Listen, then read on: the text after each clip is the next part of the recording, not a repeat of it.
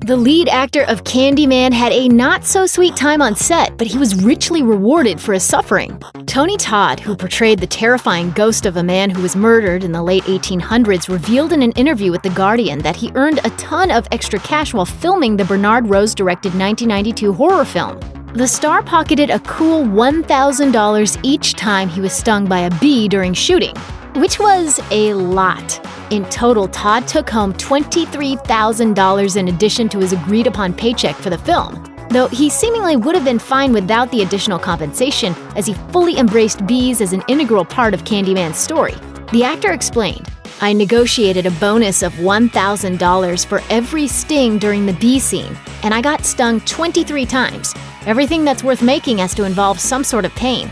Once I realized it was an important part of who Candyman was, I embraced it. It was like putting on a beautiful coat." Candyman features Todd's character often covered in bees, but the most stunning moment happens when a group of bees emerge from his mouth. That sequence was achieved by placing actual bees inside Todd's mouth, with a dental dam in place to keep the critters from making their way down his throat.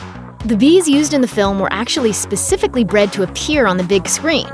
According to iHorror, the Candyman team used newborn bees that were about 12 hours old, making them appear like adult bees with less harmful stings. Unfortunately, Candyman's lead actress, who happens to be slightly allergic to bees, apparently went without a bonus, but she was still well taken care of on set.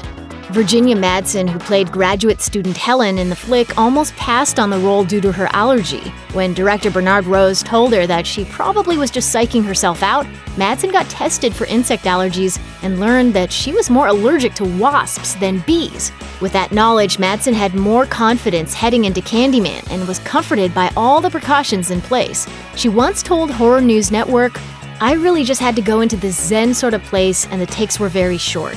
What took the longest was getting the bees off of us. They had this tiny bee vacuum which wouldn't harm the bees.